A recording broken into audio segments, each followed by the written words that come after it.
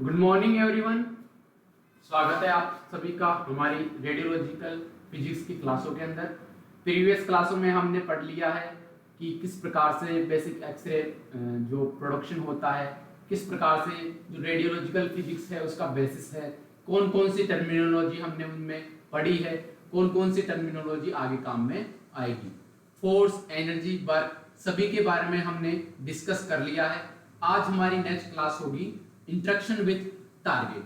Previous class में हमने पढ़ा था कि किस प्रकार से एक एक्सरे की खोज हुई थी, किस प्रकार से एक्सरे ट्यूब फंक्शन करती है और एक्सरे ट्यूब के जो एक प्रकार से कंस्ट्रक्शन थी उसके बारे में भी हमने चर्चा कर ली है।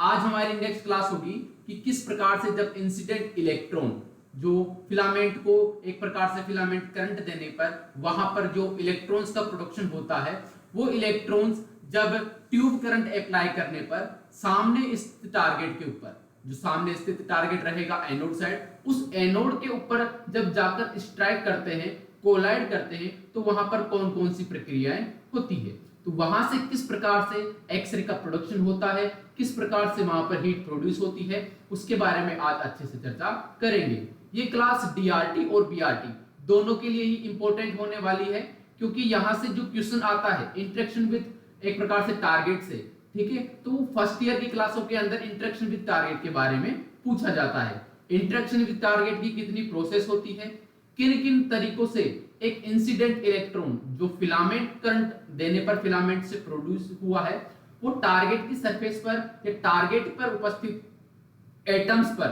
किस किस प्रकार से कोलाइड कर सकता है, किस किस प्रकार से इंटरेक्शन कर सकता है, उसके बारे में चर्चा करेंगे।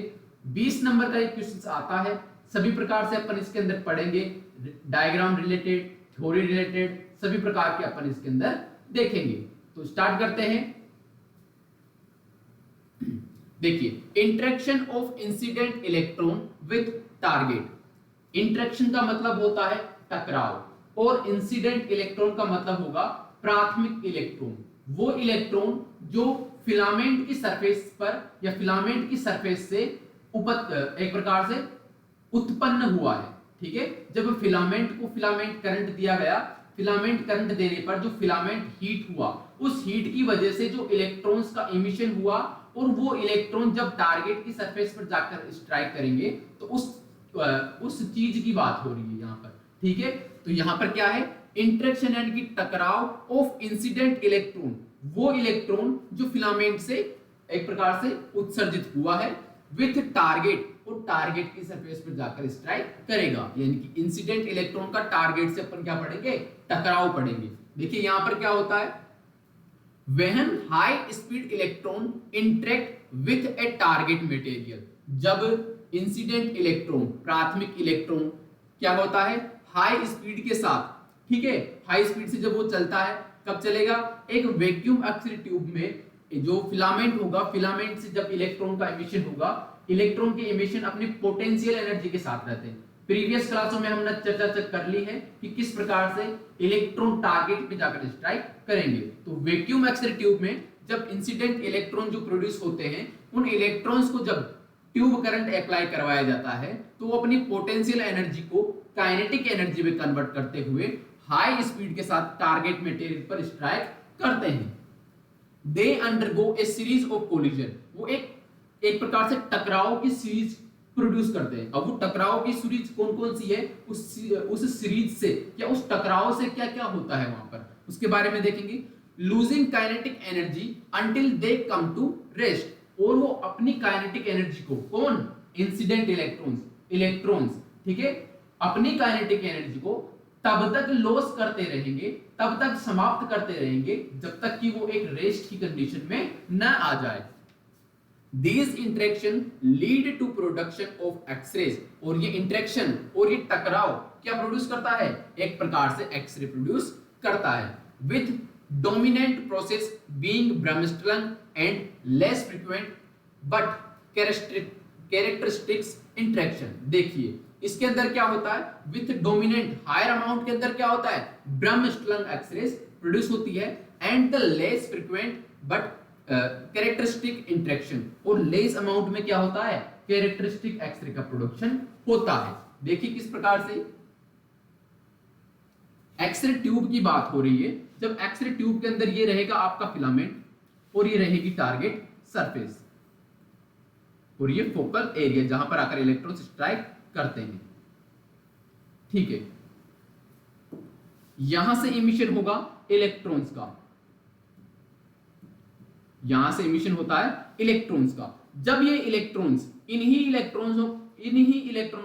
इलेक्ट्रॉन्स को कहा गया है इंसिडेंट इलेक्ट्रॉन, इन्हीं इलेक्ट्रॉन्स को क्या कहा गया है, इंसिडेंट इलेक्ट्रॉन। जब ये इंसिडेंट इलेक्ट्रॉन टारगेट के सरफेस पर जाकर टकराएंगे, इस टकराव को क्या बोला गया है, इंटरेक्ट करना, इंटरेक्शन करना। इंटरेक्ट करेंगे तब टारगेट के साथ क्या क्या होगा। अब टारगेट है, टारगेट के ऊपर मटेरियल उपस्थित है अपना टंगस्टन। ठीक है, अब इस टंगस्टन के अंदर मौजूद है एटम्स, काफी सारे इस प्रकार से एटम्स उपस्थित है। अपन बात करेंगे एक एटम को लेकर कि एक एटम के ऊपर किस किस प्रकार से प्रक्रिया होगी। ठीक है, यहां से अपन ने जूम आउट करके देखा कि यहां पर जो एटम मौजूद है वो एक प्रकार से जो टंगस्टन मटेरियल उपस्थित है, उस टंगस्टन मटेरियल के ऊपर जो एटम उपस्थित है, उस एटम के ऊपर ये इलेक्ट्रॉन किस किस प्रकार से जाकर इंटरेक्ट कर सकता है। जब ये इलेक्ट्रॉन इस टारगेट के एटम के ऊपर जाकर स्ट्राइक करता है तो वहां से किसका प्रोडक्शन होता है, वहां से एक्सरे का प्रोडक्शन होता है। जैसा कि अपन ने प्रीवियस क्लास में पढ़ लिया कि यहां से एक्सरेज का प्रोडक्शन होता है, किसका, एक्सरेज, और एक्सरे के साथ साथ ही हीट का प्रोडक्शन होता है। अब जो ये एक्सरेज होती है, इन एक्सरेज के अंदर भी टाइप्स होते हैं। तो सबसे ज्यादा जो एक प्रकार से डोमिनेंट अपन एक्सरे की बात करें तो वो होगी आपकी ब्रेमस्टलन।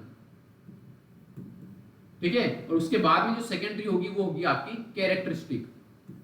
ये दो प्रकार की एक्सरेज हायर अमाउंट में प्रोड्यूस होती है, जिनके अंदर भी ब्रेमस्टलन आपकी हायर रहेगी।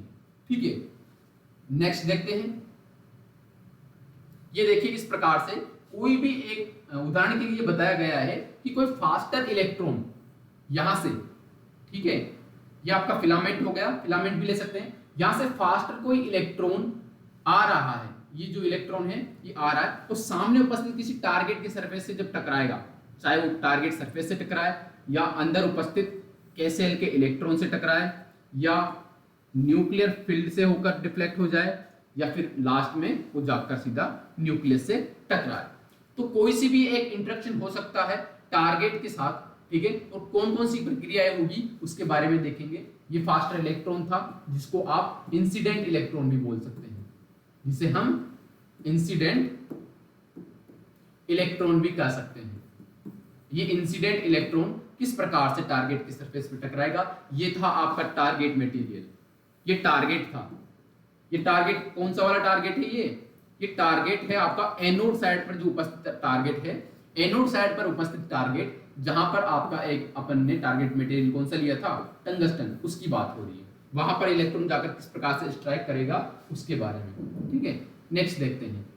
व्हेन एन इलेक्ट्रॉन, जब कोई एक electron reach the target, target पर पहुंचता है, it can collide in the following 4 ways, वो 4 तरीकों से उस टारगेट पर उपस्थित एटम के साथ कोलाइड कर सकता है, टकराव कर सकता है। अब वो टकराव कौन कौन से हैं उनके बारे में देखते हैं। पहला वाला टकराव हो गया आपका आयोनाइजेशन ऑफ टारगेट एटम। अब आयोनाइजेशन क्या होता है, एक्साइटेशन क्या होता है।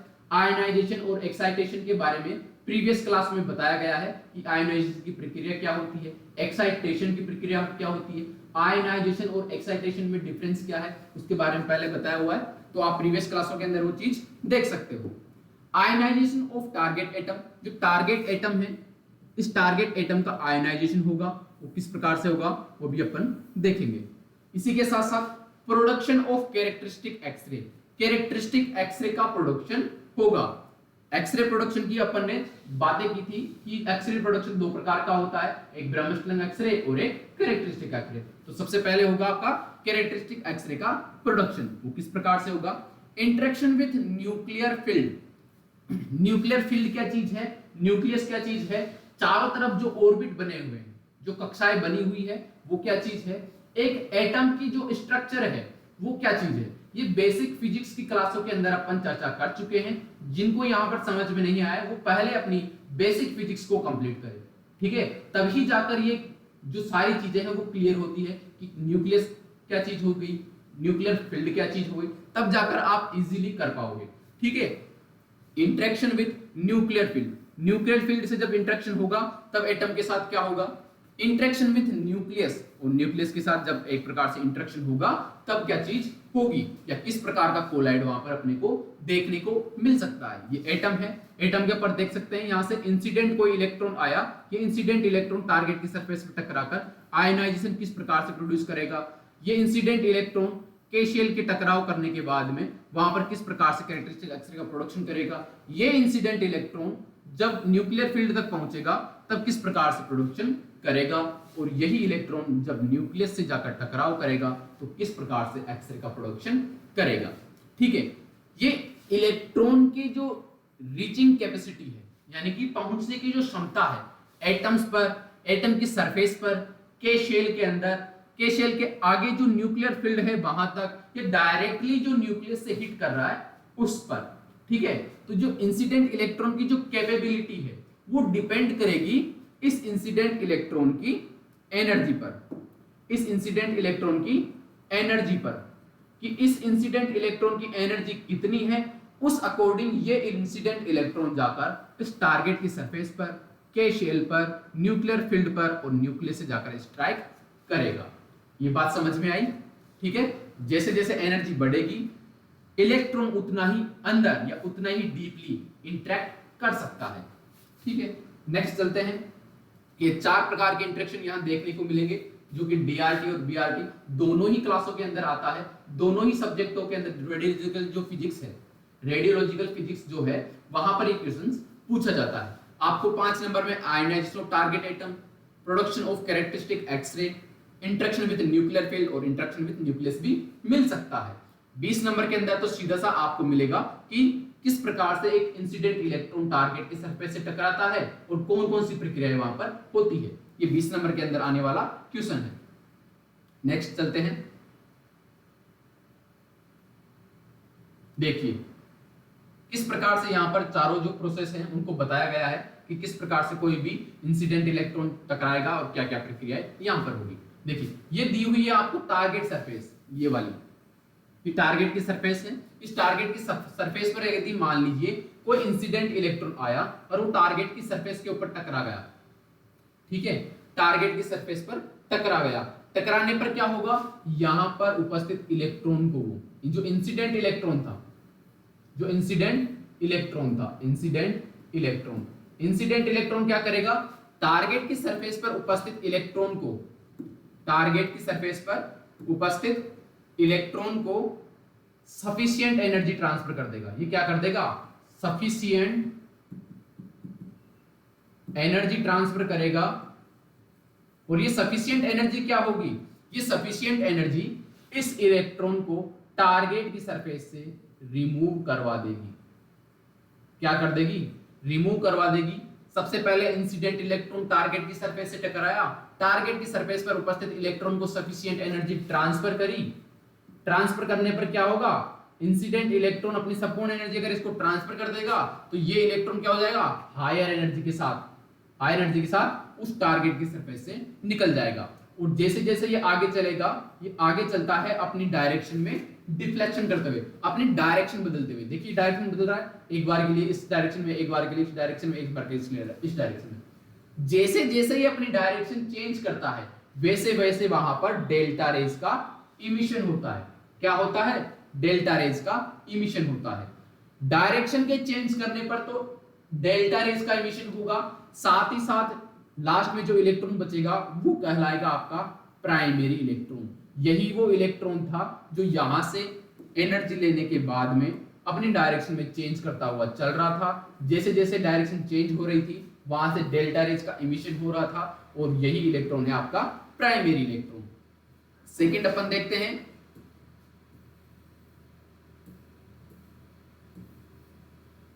देखिए सेकंड चीज आता है, इंसिडेंट इलेक्ट्रॉन यदि के शेल के इलेक्ट्रॉन से टकराता है, के शेल के इलेक्ट्रॉन से टकराता है तो यहां पर के शेल के इलेक्ट्रॉन के साथ क्या करेगा, वो यहां पर मौजूद के शेल के इलेक्ट्रॉन को ये इंसिडेंट इलेक्ट्रॉन अपनी एनर्जी, इलेक्ट्रॉन क्या है, एक प्रकार से फॉर्म ऑफ एनर्जी, तो अपनी एनर्जी इस इलेक्ट्रॉन को क्या कर देगा, ट्रांसफर कर देगा।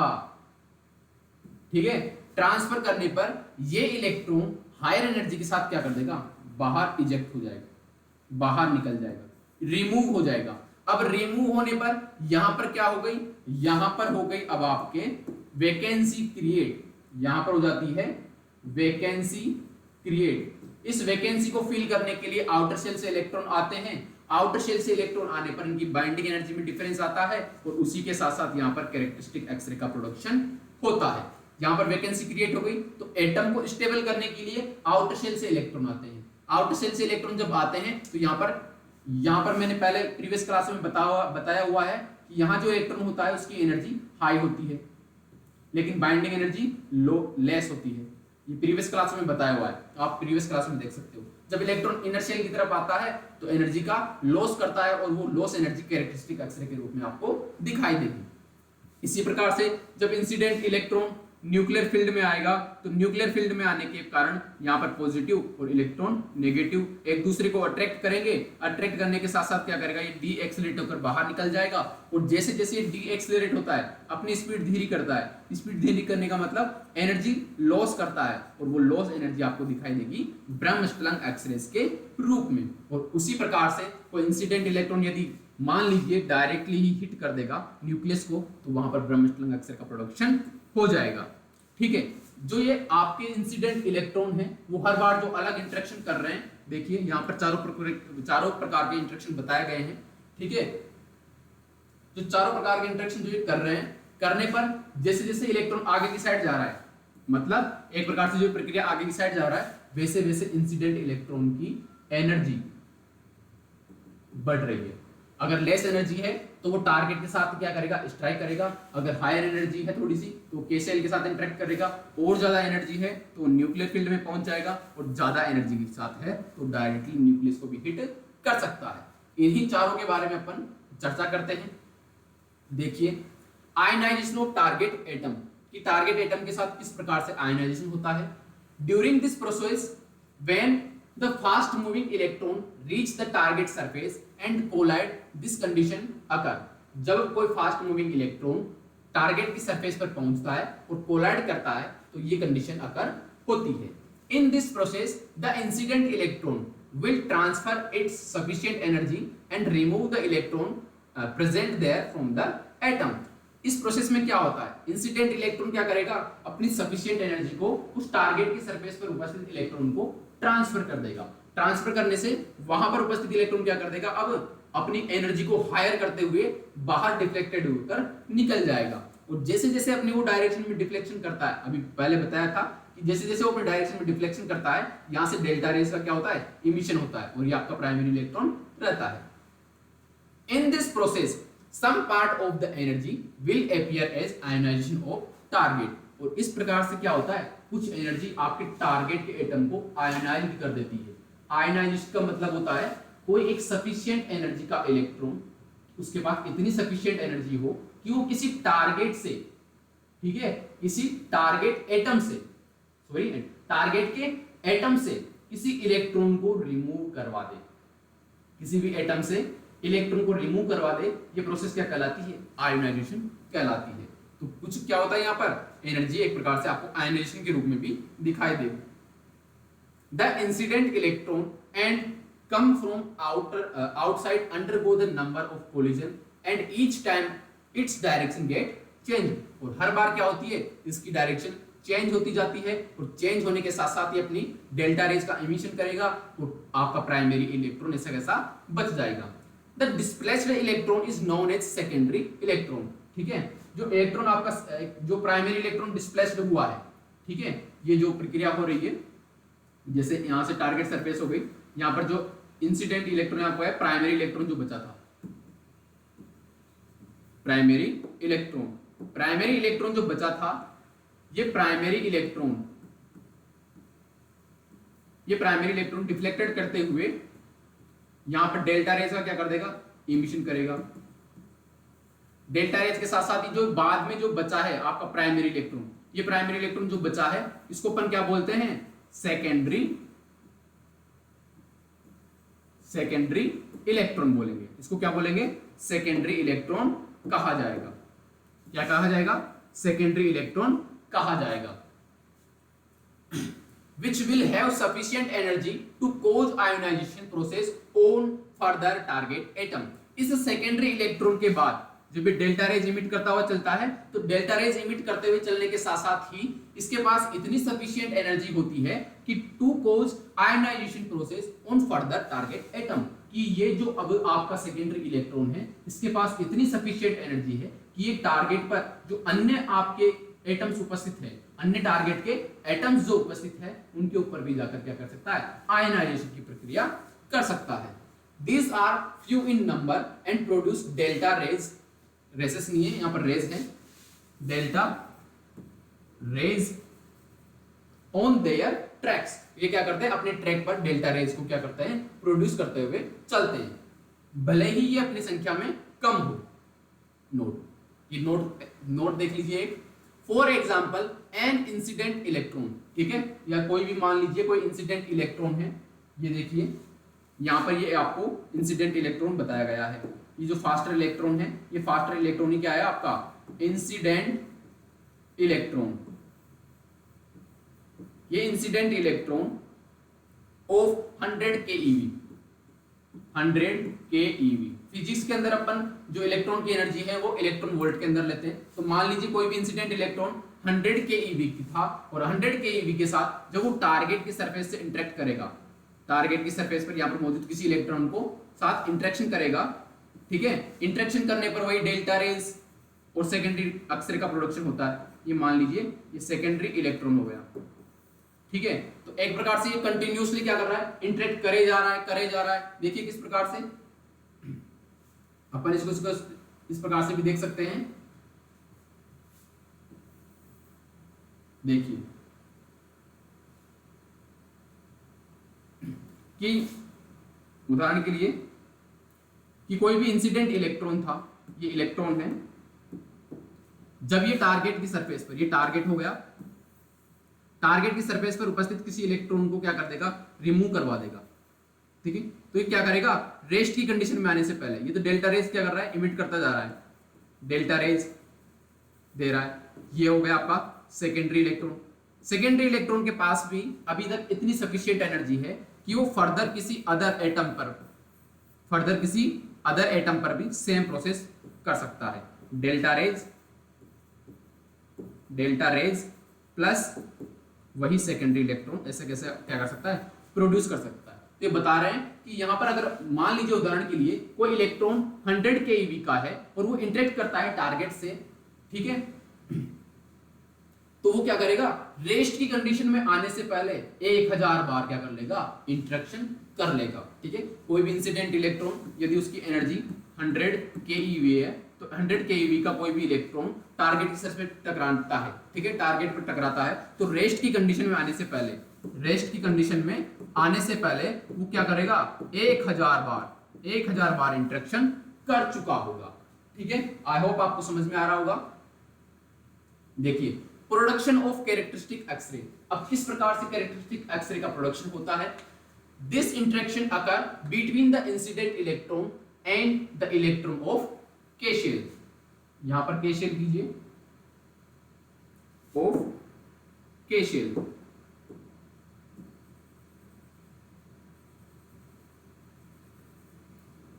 ऑफ द के शेल, ठीक है। This interaction occur between the incident electron and the electron of K shell.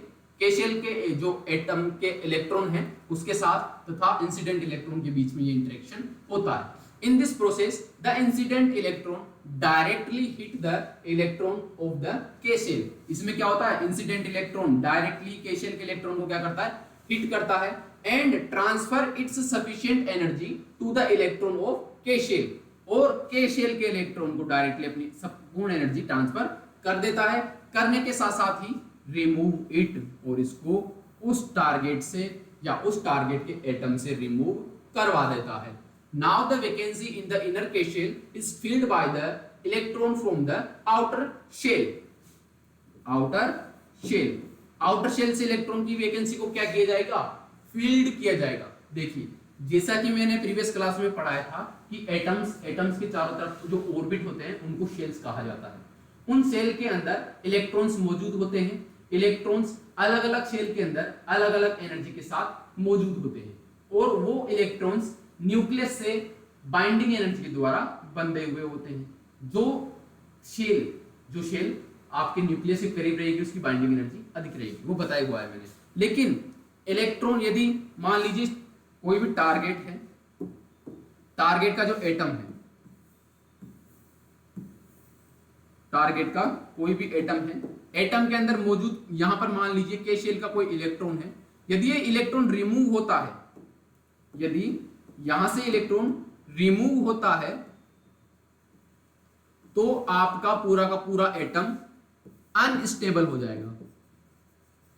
तो इसकी स्टेबिलिटी को बनाए रखने के लिए आउटर शेल से कोई इलेक्ट्रॉन आता है, आउटर शेल से इलेक्ट्रॉन इस इलेक्ट्रॉन की वैकेंसी को फिल करने आता है।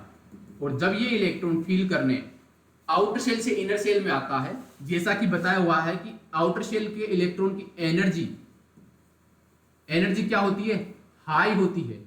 तो हाई एनर्जी का इलेक्ट्रॉन इस शेल के अंदर रहने के लिए क्या करेगा, अपनी एनर्जी को पहले इस शेल के इलेक्ट्रॉन के बराबर करेगा। तो इनर शेल की एनर्जी का इलेक्ट्रॉन की एनर्जी क्या होती है, इसकी एनर्जी लेस होती है।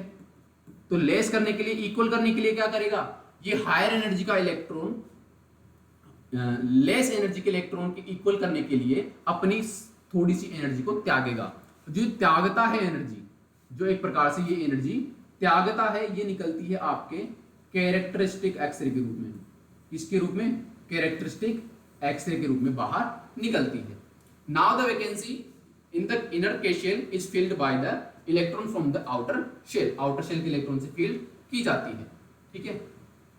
During this transmission there is a difference in the binding energy of two shells which lead to emission of different number of X-ray photons. ठीक है। इस ट्रांसमिशन के दौरान क्या होता है, इनकी बाइंडिंग एनर्जी में डिफरेंस आता है और बाइंडिंग एनर्जी का डिफरेंस ही एक्सरे फोटॉन्स के इमिशन के लिए क्या करता है, एक प्रकार से उनको लीड करता है। यानी कि डिफरेंट एक्सरे का प्रोडक्शन होने के लिए उनको लीड करता है, कैरेक्टरिस्टिक एक्सरे के प्रोडक्शन में सहायता करता है। These one X-ray photons, these one ray या these one X-rays photons are known as characteristic X-ray। और जो ये प्रोड्यूस हुए हैं एक्सरे वो किस रूप में जाने जाते हैं, कैरेक्टरिस्टिक एक्सरे के रूप में। जैसा कि डायग्राम के अंदर बताया था पहले, देखिए इस प्रकार से जो आपका डायग्राम था जिसके अंदर बताया था कि कोई भी इंसिडेंट इलेक्ट्रॉन जब के शेल के इलेक्ट्रॉन से टकराएगा, यहां पर देखिए कोई भी इंसिडेंट इलेक्ट्रॉन है, ये वाला, ये इंसिडेंट इलेक्ट्रॉन यदि के शेल के इलेक्ट्रॉन से टकराता है तो के शेल के इलेक्ट्रॉन से टकराने के बाद इस इलेक्ट्रॉन को तो क्या कर देगा, ये इजेक्ट कर देगा। यहां पर क्या हो गई, अब वैकेंसी क्रिएट हो गई। यहां पर क्या हो गई, वैकेंसी क्रिएट हो गई। इस वैकेंसी को फिल करने के लिए आउटर शेल से, ये हो गया आपका outer shell electron, outer shell electron जिसकी एनर्जी क्या है, हायर है। आउटर शेल इलेक्ट्रॉन से इलेक्ट्रॉन आता है और इसको फील्ड करता है। फील्ड करने के दौरान जब यहां एनर्जी का डिफरेंस आता है, ये एनर्जी का डिफरेंस कहलाता है आपका कैरेक्टरिस्टिक एक्सरे, कैरेक्टरिस्टिक एक्सरे ये कहलाता है इस प्रकार से। ठीक है, देखिए the ejected electron has the capacity of interact with further target atom. और जो ये इलेक्ट्रॉन आपका रिमूव हुआ है के शेल से, ठीक है, के शेल से जो इलेक्ट्रॉन रिमूव हुआ था यहां पर उपस्थित के शेल से, ये के शेल के पास भी इतनी सफिशिएंट एनर्जी है, इतनी सफिशिएंट एनर्जी अभी भी मौजूद है कि वो क्या कर सकता है, वो आपका फर्दर टारगेट एटम के साथ इंटरेक्शन कर सकता है, इंटरेक्ट कर सकता है। वो भी क्या कर सकता है, जैसे कि अपन ने इससे पहले जो इंटरेक्शन पढ़ा था उसके अंदर जो इंसिडेंट इलेक्ट्रॉन कैपेबल था, उसी प्रकार से के शेल का इलेक्ट्रॉन भी क्या होगा, अभी तक कैपेबल होगा आगे फर्दर इंटरेक्शन करने के लिए। नेक्स्ट देखते हैं। देखिए इस प्रकार से कोई भी इंसिडेंट इलेक्ट्रॉन आया, टारगेट के शेल के साथ टकराया, टारगेट के शेल से टकराने के बाद में, ठीक है, टारगेट के शेल से टकराने के बाद में यहाँ जो के शेल था, के शेल का कोई भी इलेक्ट्रॉन था, इसको क्या कर देगा, इजेक्ट कर देगा, इजेक्ट ऑफ के शेल।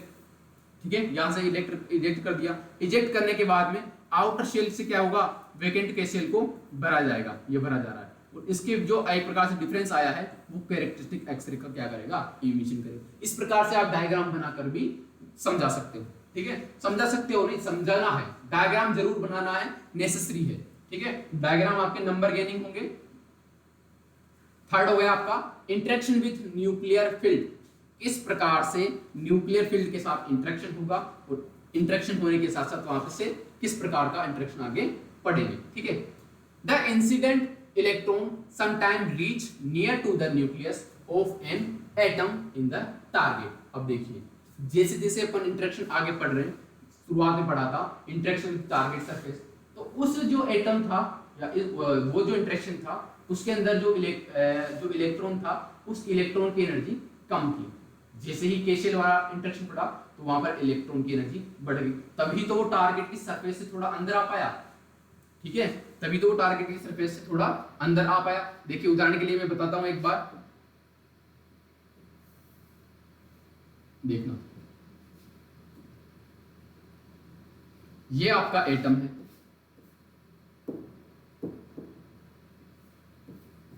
ये एटम है, ये एटम की शेल से अलग अलग,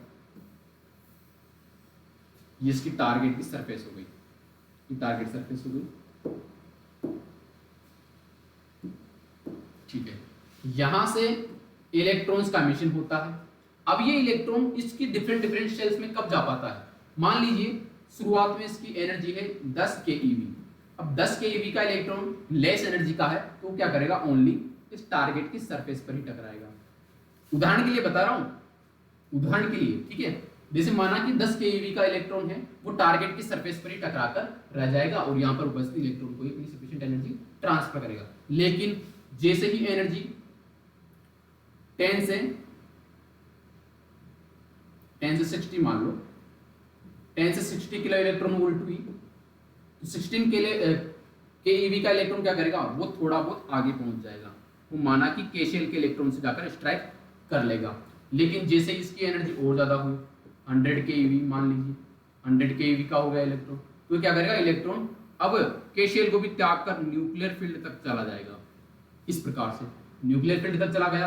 अब एक इलेक्ट्रॉन ऐसा आया जिसकी एनर्जी 100 से ऊपर 200 keV था, 200 keV का इलेक्ट्रॉन क्या करेगा, उसके पास इतनी सफिशिएंट एनर्जी है कि वो सभी शेल्स को तोड़कर कहां तक चला जाएगा, इस न्यूक्लियस को जाकर हिट कर देगा डायरेक्टली, इस न्यूक्लियर को जाकर क्या कर देगा, हिट कर देगा। तो इस प्रकार से जैसे डिफरेंट डिफरेंट एनर्जी के एक्सरे जो इलेक्ट्रॉन्स होते हैं वही आगे जा पाते हैं, इंटरेक्ट कर पाते हैं।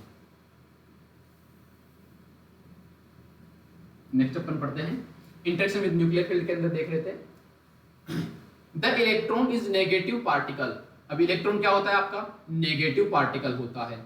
सो it is attracted to the positive nucleus. और न्यूक्लियस के अंदर पढ़ा था अपन ने कौन कौन से होते हैं, न्यूक्लियंस और पॉजिट्रॉन्स, ठीक है। न्यूक्लियंस और क्या होते हैं, पॉजिट्रॉन होते हैं, पॉजिटिव पॉजिटिव होते हैं और न्यूक्लियंस न्यूट्रल होते हैं। तो वहां पर कुल मिलाकर न्यूक्लियस अपना क्या हो गया, पॉजिटिव हो गया। तो इलेक्ट्रॉन नेगेटिव पार्टिकल है और आपका न्यूक्लियस पॉजिटिव पार्टिकल है, तो एक दूसरे को क्या करेंगे, अट्रैक्ट करेंगे। Due to having positive and negative charge it made orbit around the nucleus. और ये दोनों क्या बना लेते हैं, एक ऑर्बिट बना लेते हैं। ये क्या बना लेंगे, एक ऑर्बिट बना लेंगे अपने चारों तरफ, चारों तरफ अपना एक ऑर्बिट बना लेते हैं। देखिए किस प्रकार से बनाएंगे, आगे देखेंगे। And the speed of the incident electron slow down and it's come out with the energy, ठीक है। और ये एक एनर्जी के साथ बाहर निकलेगा। The lost energy appear in the form of X ray photon and is known as bremsstrahlung. अब देखिए किस प्रकार से ये चीज हो रही है, इसके बारे में देखते हैं। किस प्रकार से कोई भी इंसिडेंट इलेक्ट्रॉन जाकर वहां टकरा रहा है और वहां से एक प्रकार से इलेक्ट्रॉन अपने, थोड़ा छोटा हो जाए, देखिए उदाहरण के लिए बताते हैं कि ये कोई आपका न्यूक्लियस हो गया टारगेट का, एटम का। न्यूक्लियस की चारों तरफ ये के शेल हो गई, एल शेल, ये एम शेल, इस प्रकार से ये शेल हो गई। अब कोई इंसिडेंट इलेक्ट्रॉन, ये इंसिडेंट इलेक्ट्रॉन है, यहां से आएगा, ये आ रहा है इसकी एनर्जी हायर है, ये क्या है, हाई एनर्जी के साथ, हाई एनर्जी के साथ है। हाई एनर्जी के साथ होने के कारण क्या करेगा, ये कभी कभी ये पहुंच जाता है आपके, ये हो गया आपका न्यूक्लियर फील्ड। इस प्रकार से भी आप डायग्राम बना सकते हो, ये हो गया न्यूक्लियर फील्ड और ये हो जाता है आपका एटम। ठीक है, न्यूक्लियर फील्ड और एटम। न्यूक्लियस क्या होता है, ये होता है आपका positive.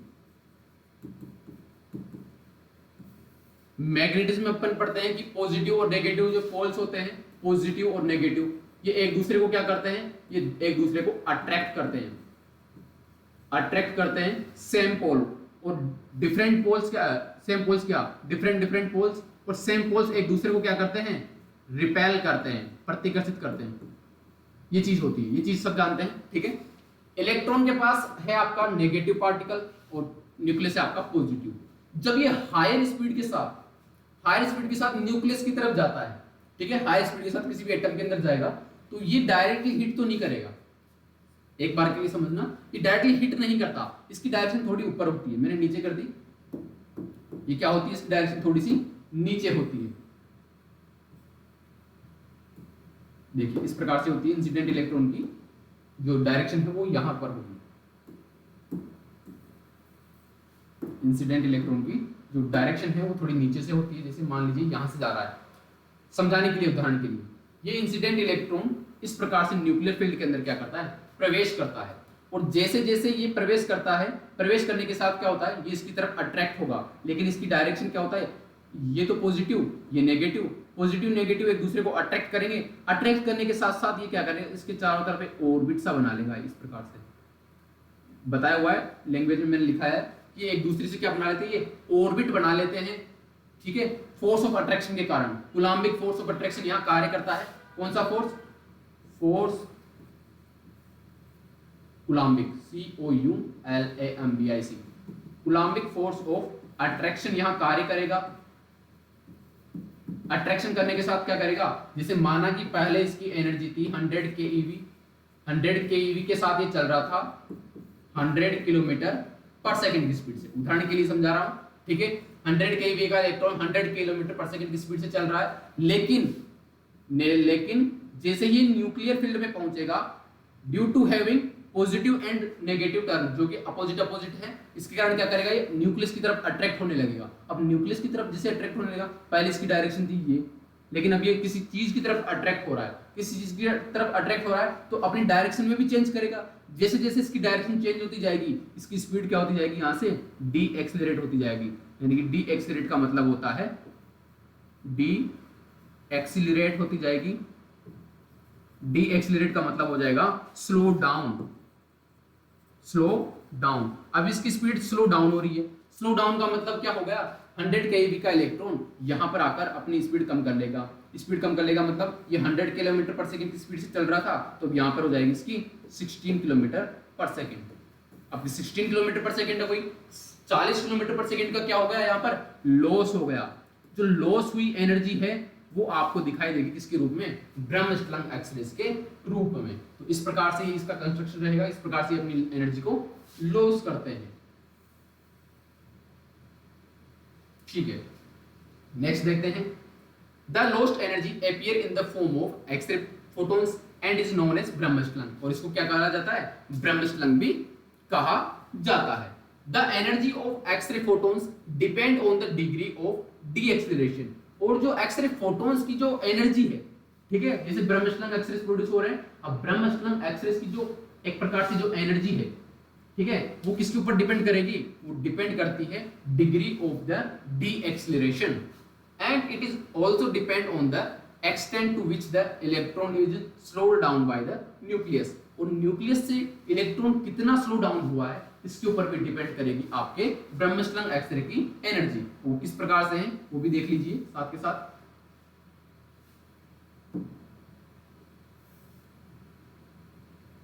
Degree of D acceleration क्या है, डिग्री ऑफ डी एक्सेलरेशन की बात करते हैं, जैसे कि उदाहरण के लिए वापस से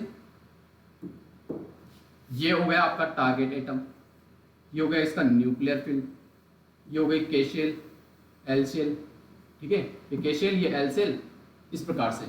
अब डिग्री ऑफ डी एक्सेलरेशन क्या है, जैसे इंसिडेंट इलेक्ट्रॉन है, 2-3 इंसिडेंट इलेक्ट्रॉन ले लेते हैं। पहला वाला इंसिडेंट जो इलेक्ट्रॉन है वो जाता है इस प्रकार से। ये डिपेंड करता है कि कोई भी इलेक्ट्रॉन, इंसिडेंट इलेक्ट्रॉन, जो इंसिडेंट इलेक्ट्रॉन जा रहा है वो न्यूक्लियस से कितना पास में है या कितना दूर स्थित है, इस प्रकार से। ठीक है, ये इंसिडेंट इलेक्ट्रॉन फर्स्ट हो गया, ये सेकंड हो गया, ये थर्ड हो गया। ये फर्स्ट वाले की होगी, ये सेकंड वाले की, ये थर्ड वाले की। ठीक है, ये चीज हो गई आपकी न्यूक्लियर फील्ड। ये हो गया आपका टारगेट सॉरी न्यूक्लियस, जो कि पॉजिटिव होता है, इलेक्ट्रॉन आपके होंगे नेगेटिव। ठीक है, अब यहां पर कार्य कर रहा है आपका Coulombic force, Coulombic force of attraction. जो इंसिडेंट इलेक्ट्रॉन न्यूक्लियस के जितने पास होता है, न्यूक्लियस के जितने पास होता है, उसका कूलम्बिक फोर्स ऑफ अट्रैक्शन उतना ही क्या होगा, उतना ही हाई होगा, उतना ही हाई होगा। अब यहां पर देखिए मैं एक चीज लिख रहा हूं, coulombic force of attraction proportional to the, जितना इलेक्ट्रॉन न्यूक्लियस के पास होगा, ठीक है, जितना न्यूक्लियस के पास होगा इलेक्ट्रॉन, तो डिस्टेंस नहीं लिखेंगे, यहां लिखेंगे near electron to the nucleus proportional to the bremsstrahlung, पहले ब्रह्मस्टर्न नहीं लिखेंगे, पहले लिखेंगे लॉस एनर्जी, और ये रहेगा आपका ब्रह्मस्टर्न एक्सरे।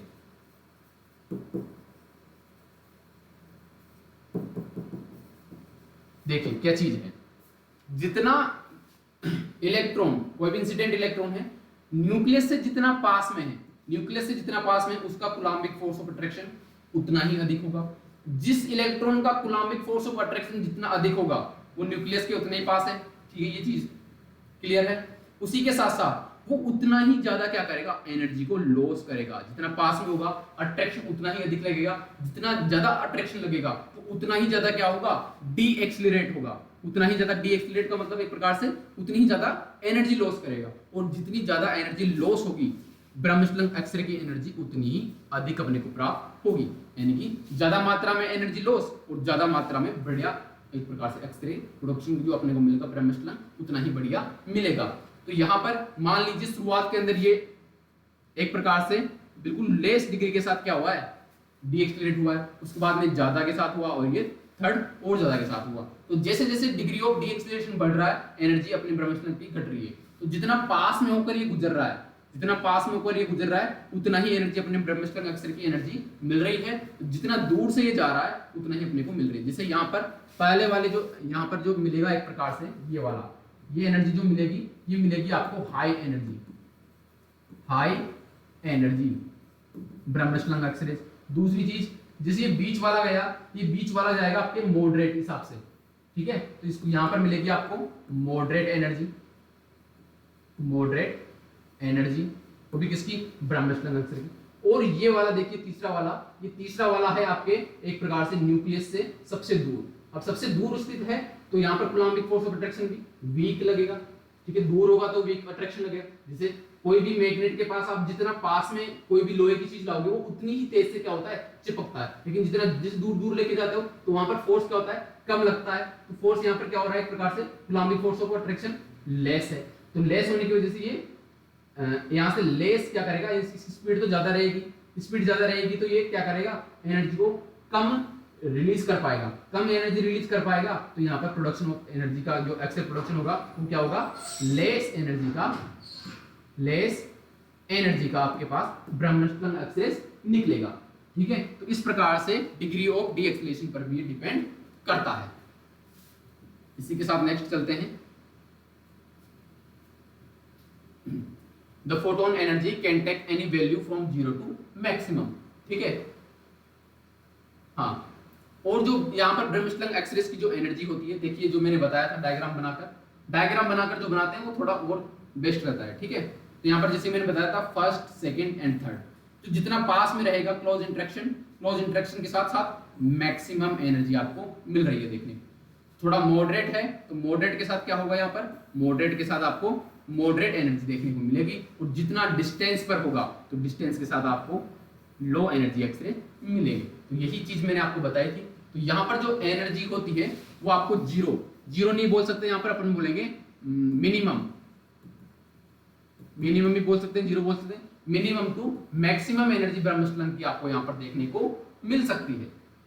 इसी के साथ नेक्स्ट और लास्ट वाला देखते हैं अपन, इंटरेक्शन विथ न्यूक्लियस, कि न्यूक्लियस के साथ किस प्रकार से इंटरेक्शन हो सकता है। देखिए, the electron hit the nucleus directly, यहां पर इलेक्ट्रॉन क्या करेगा, डायरेक्टली हिट कर देगा। अब यहां पर जो इंसिडेंट इलेक्ट्रॉन अपन यूज में ले रहे हैं, या जिस इंसिडेंट इलेक्ट्रॉन की अपन बात कर रहे हैं, वो है हायर एनर्जी वाला, ठीक है। इसकी एनर्जी जो इनसे पहले अपन ने 3 इंटरेक्शन पढ़े उनसे ज्यादा है। तो यहां पर क्या करेगा, the electron hit the nucleus directly and it is stopped completely in a single collision, और एक ही टकराव में क्या करेगा, ये वहां पर रुक जाएगा, ठीक है।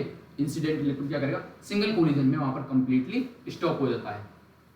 The energy of the entire electron appear as bremsstrahlung radiation, और जो लॉस हुई एनर्जी है, स्पीड से आ रहा था, स्पीड से आने के साथ साथ ही, जैसे यहाँ पर ये आपका टारगेट है, टारगेट का कोई भी एटम है, तो यहाँ से जो इंसिडेंट इलेक्ट्रॉन आ रहा था हाई स्पीड के साथ, अगर वो डायरेक्टली ही इस न्यूक्लियस को हिट करता है तो अपनी संपूर्ण एनर्जी, पहले तो ये एक हाई एनर्जी का इलेक्ट्रॉन है, पहली बात हायर एनर्जी इलेक्ट्रॉन हो गया। दूसरी बात, ये डायरेक्टली जाकर हिट करेगा तो अपनी संपूर्ण एनर्जी लॉस तो करेगा ही करेगा। यहां पर क्या होगा, कंप्लीट एनर्जी लॉस कर देगा। अब जो कंप्लीट एनर्जी लॉस हुई है, वो कंप्लीट एनर्जी लॉस हुई है वो किस रूप में आपको बाहर दिखाई देगी, वो आपको दिखाई देगी ब्रह्मस्लंग एक्सरे रेडिएशन के रूप में। ब्रह्मस्लंग एक्सरे रेडिएशन के रूप में आपको संपूर्ण एनर्जी वहां पर दिखाई देगी। This type of interaction are very rare but are capable of giving high energy X-ray. और जो ये इंटरेक्शन होता है वो क्या होता है, इंटरेक्शन बहुत ही रेयर होता है, बहुत ही कम चांस में होता है, लेकिन अगर ये हुआ तो ये क्या करेगा, आपको हायर एनर्जी एक्सरे देने की क्षमता रखता है। क्यों, जितना इंसिडेंट इलेक्ट्रॉन की जो एनर्जी होगी उतनी ही हायर एनर्जी आपको देखने को मिलेगी, ठीक है। नेक्स्ट चलते हैं, ये देखिए इस प्रकार से कोई भी इंसिडेंट इलेक्ट्रॉन, ठीक है, ये इंसिडेंट इलेक्ट्रॉन है, ये इंसिडेंट इलेक्ट्रॉन जब यहां पर न्यूक्लियस से टकराएगा, ठीक है, ये इंसिडेंट इलेक्ट्रॉन जब इंसिडेंट इलेक्ट्रॉन न्यूक्लियस से टकराता है, न्यूक्लियस से टकराने के साथ साथ ही एक प्रकार से इसका यहां पर क्या हो जाएगा, टकराव होने पर संपूर्ण एनर्जी, कंप्लीट एनर्जी लॉस हो जाती है। लॉस होने के साथ साथ इसका पूरा विखंडन हो जाता है। विखंडन होने के साथ साथ आपको यहां पर देखने को मिलेगी ब्रह्मस्लंग एक्सरे। ये डायग्राम न बनाकर आप दूसरा डायग्राम भी बना सकते हो, यूज में ले सकते हो। देखिए इस प्रकार से खुद का डायग्राम अपन बनाएंगे एक अलग ही। देखिए ये हो गया आपका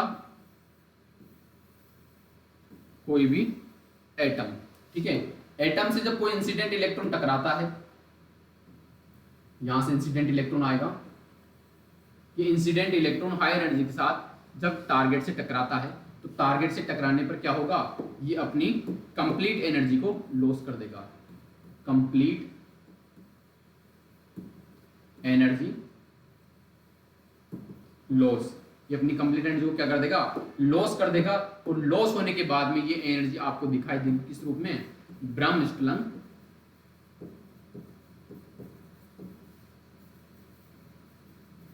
एक्सरे के रूप में। किसमें दिखाई देगी आपको, ब्रह्मस्लंग एक्सरे के रूप में संपूर्ण एनर्जी आपको दिखाई देगी। इस प्रकार से भी आप डायग्राम का यूज ले सकते हो। डायग्राम के अंदर ऑलवेज मेंशन किया करो कि कौन सी चीज आप न्यूक्लियस ले रहे हो, कौन सा आप कैशियल यूज ले रहे हो, कौन सा न्यूक्लियर फील्ड है। ये 2-3 चीज आपको अवश्य मेंशन करनी चाहिए, ताकि सामने वाले को पता रहे कि कहां पर आप स्ट्राइक करवा रहे हो, कहां से इंसिडेंट इलेक्ट्रॉन रिमूव हो रहा है, कहां से एनर्जी ट्रांसफर हो रही है। तो इस प्रकार से जब कोई इंसिडेंट इलेक्ट्रॉन टकराएगा टारगेट से, टारगेट टकराने के बाद ब्रह्मस्लंग अक्सरे का प्रोडक्शन होता है। तो यहां पर इस प्रकार से ब्रह्मस्लंग अक्सरे का प्रोडक्शन होगा। नेक्स्ट, तो इसी प्रकार से आपके ये इंसिडेंट इलेक्ट्रॉन जो टारगेट के साथ स्ट्राइक करता है, उसकी टारगेट के साथ स्ट्राइक करने के बाद में किस किस प्रकार की एक्सरेज बाहर निकलती है, कौन कौन सी एनर्जी बाहर निकलती है, वो कंप्लीट होती है। धन्यवाद।